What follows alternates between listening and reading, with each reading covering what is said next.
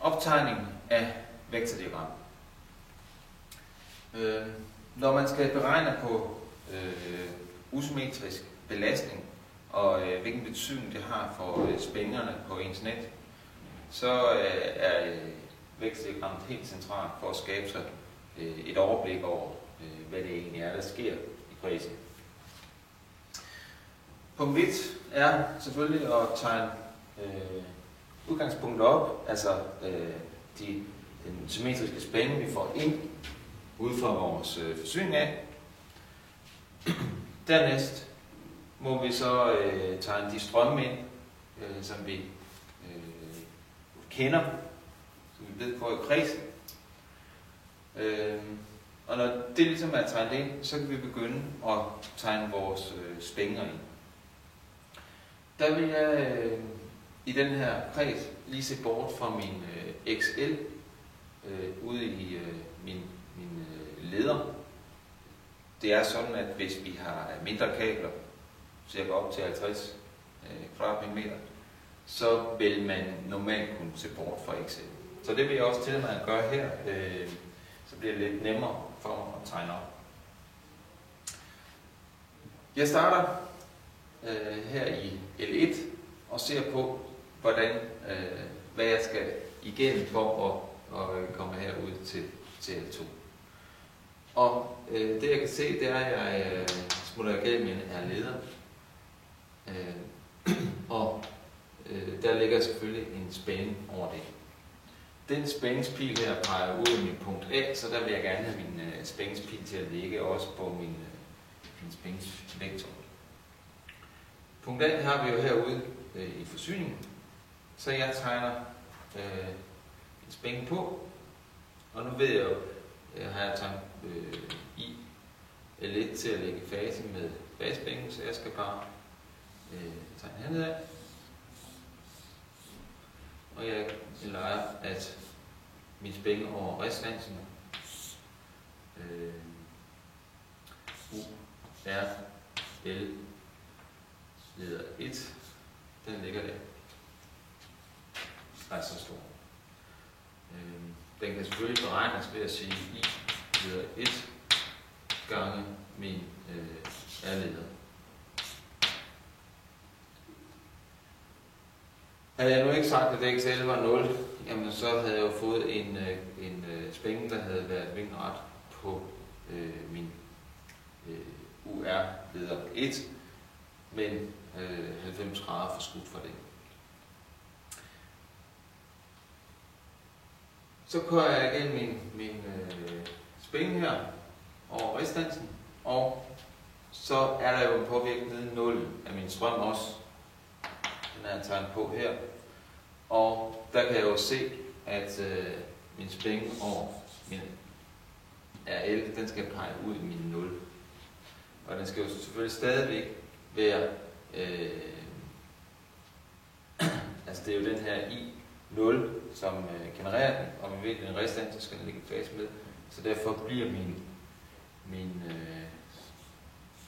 spænding over R0 bliver selvfølgelig lige stor, som den havde før, for jeg forudsætter lige, det er lige store restanser, de der to.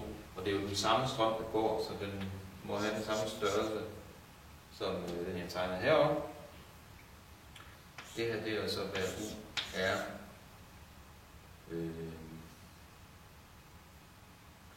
L. Det er så i 0, og vil kunne beregnes som I 0 gange R leder.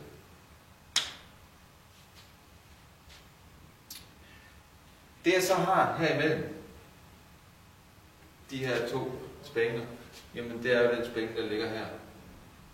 Så det vil altså sige, at det er kredsens, eller den spænding, jeg får ud i punkt B. Så den kan jeg jo tegne på.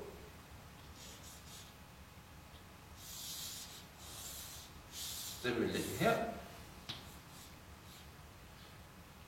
U, L, 1, B. Den ligger her. Med, som vi kan se, den er i hvert fald lidt kortere, end den var tidligere. vores nulpunkt er nu gået fra at ligge herinde i centrum, så er den blevet trykket lidt opad, så mit nye nulpunkt ude i B, det ligger faktisk her.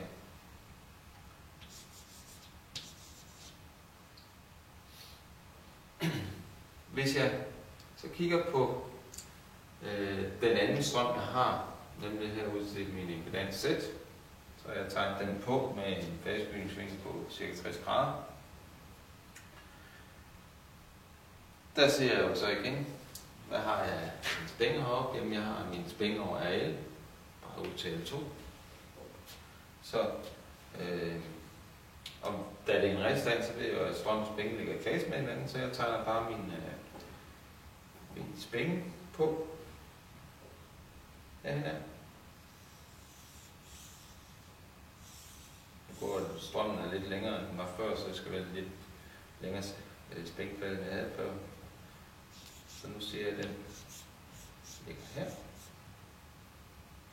Den der, altså U, R, L, 2. Det ligger heroppe, hvis jeg kalder det 2. Videre, så har jeg jo også spængfald her, forårsaget af I, L3. Så den ligger her i fase med strømmen. Lige så stor som det andet, for det er den samme strøm, som der fik i en anden restans. Så den der vil jeg kalde U, R, L, 3. Så nu har jeg min strømme der rører mine spændinger over restansen. Den der derimellem er jo så spændingen. Den kan helt præcis tegnes. Ja.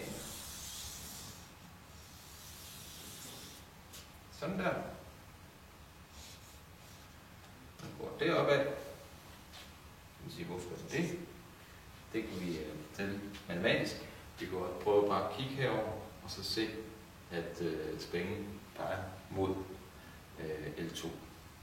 Så det her det er altså min L2B, men man kan jo, hvis jeg lige skulle skrive på, hvad jeg vil kalde den spænge her, så var det den, vi kan kalde U, L3, L2, ude B. Ja. Hvordan ser mit samlede vektordiagram så ud ude B? Ja, nu har jeg jo fået byttet lidt rundt, eller fået flyttet på nogle punkter på de klemmer her. Så dem kan jeg lige prøve at tegne op, så vi får lidt mere et overblik over det. Så jeg kan lige tegne fasespænger op. Hvordan ser de ud?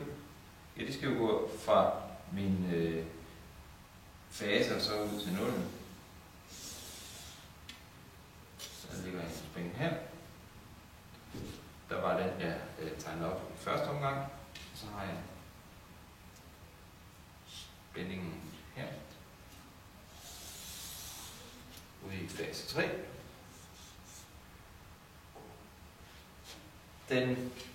Der skal nok ikke meget overtagelse til, før man kan se, at nu er mine fasespændinger faktisk i L2 og i L3 steget en smule i forhold til før. Man kan nok se, at den vektor her er længere end den, vi havde tidligere. Hvorimod den selvfølgelig i den sidste fase L1 er blevet kortere.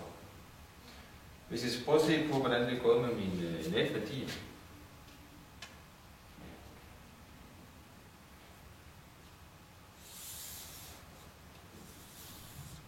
så har jeg jo en U, L2, L1, B her. Den går i den retning heropad. Og jeg har en hernede. Nu passer den her. Den sørger mig ikke nå længere. Så jeg skal have mig en længere lineal.